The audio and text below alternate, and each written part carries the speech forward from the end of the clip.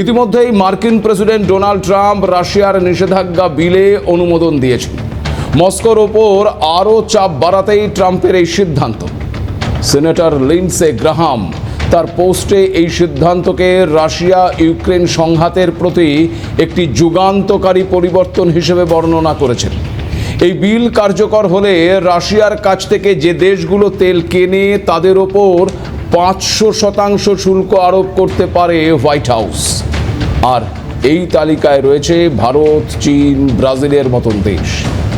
যখন একদিকে ভারতের ওপর আরও চাপ বৃদ্ধি করার কথা বলছেন ওই ট্রাম্প, ঠিক তখনই আবার ভারত মার্কিন চুক্তি নিয়ে বিস্ফোরক দাবি করেছেন মার্কিন বাণিজ্য সচিব হাওয়ার্ড লুটনিক।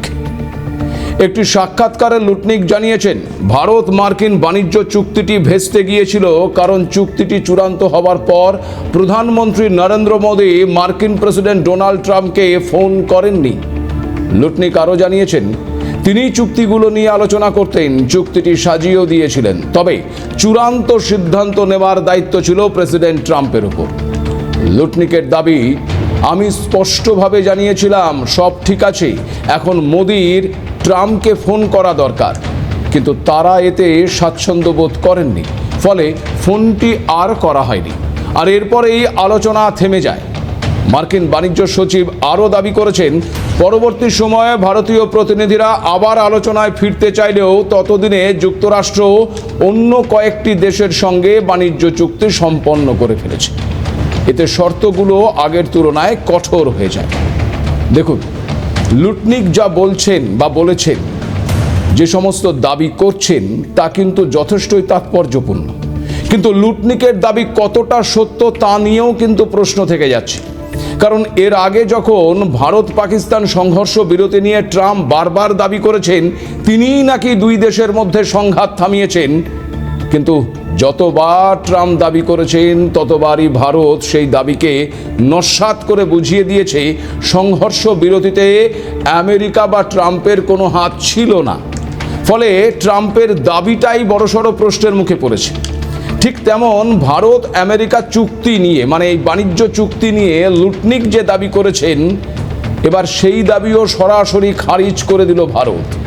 শুক্রবারই ভারতের বিদেশ মন্ত্রকের মুখপাত্র রণধীর জয়সওয়াল স্পষ্ট জানিয়েছেন, আমেরিকার প্রস্তাবিত বিলটির সম্পর্কে ভারত অবগত এবং সে বিষয়ে নিবিড়ভাবে পর্যবেক্ষণ করা হচ্ছে।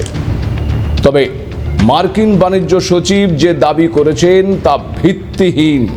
কারণ রণধীর জয়সওয়াল পরিষ্কার জানিয়েছেন, প্রধানমন্ত্রী নরেন্দ্র মোদী ও মার্কিন প্রেসিডেন্ট ডোনাল্ড ট্রাম্পের মধ্যে ব্যক্তিগত যোগাযোগের কোনো ঘাটতি নেই।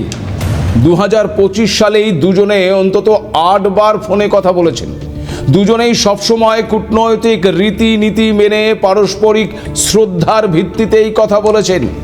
অর্থাৎ ব্যক্তিগত যোগাযোগের অভাবে ভারত মার্কিন বাণিজ্য চুক্তি আটকে রয়েছে। লুটনিকের সেই দাবি যে সম্পূর্ণ ভুল তা বুঝিয়ে দিয়েছে ভারতের বিদেশ মন্ত্রক। সুতরাং বোঝাই যাচ্ছে যে সংঘর্ষ বিরতির মতন এই বাণিজ্য চুক্তি নিয়েও নিজেদের মতামতকে খাওয়াতে চাইছে ওই আমেরিকা। কিন্তু ভারত তার অবস্থান পরিষ্কার করে জানিয়ে দিয়েছে। আর শুধু লুটনিকের দাবির প্রেক্ষিতেই নয়, ভারত এই একই দাবি প্রথম দিন থেকেই কিন্তু করে আসছে। তারও প্রমাণ রয়েছে। গত বছর অক্টোবরে জার্মান সফরে গিয়ে বার্লিন গ্লোবাল ডায়ালগ সম্মেলনে যোগ দিয়েছিলেন ভারতের বাণিজ্য মন্ত্রী পীযূষ গোয়েল। সেখানেই তিনি ভারত আমেরিকার দ্বিপাক্ষিক এই বাণিজ্য চুক্তি নিয়ে মুখ খুলেছিলেন। বাণিজ্য মন্ত্রী সেখানে সাফ জানিয়েছিলেন, আমেরিকার সঙ্গে চুক্তি নিয়ে আলোচনা চলছে, তবে ভারত এ বিষয়ে কোনো তাড়াহুড়ো করতে চায় না।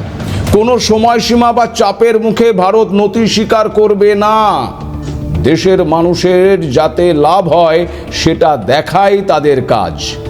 অর্থাৎ সেদিন বাণিজ্য মন্ত্রী যে দাবি করেছিলেন, এখন বিদেশ মন্ত্রকও সেই একই দাবি করছে। আবার ট্রাম্পের সঙ্গে মোদির কথা হয়নি তা যে একেবারেই ঠিক নয়, তাও আবার প্রকাশ্যে এসছে। না, বিদেশ মন্ত্রক যে দাবি করেছে তার বাইরেও আরও প্রমাণ রয়েছে। দেখুন লুটনিক কি বলেছেন। লুটনিক বলেছেন, প্রধানমন্ত্রী মোদি নাকি ট্রাম্পকে ফোন করতে স্বাচ্ছন্দ্য বোধ করেননি, তাই ফোন করেননি। কিন্তু সম্প্রতি খোদ মার্কিন প্রেসিডেন্ট এক আজব দাবি করেছিলেন। আপনাদের সেটা মনে আছে নিশ্চয়ই। ট্রাম্প দাবি করেছিলেন প্রধানমন্ত্রী নরেন্দ্র মোদী নাকি তাকে স্যার বলে ডেকে সম্বোধন করেছেন। আবার ট্রাম্প এটাও দাবি করেছেন যে নরেন্দ্র মোদী শুল্ক নিয়ে তার ওপর অখুশি।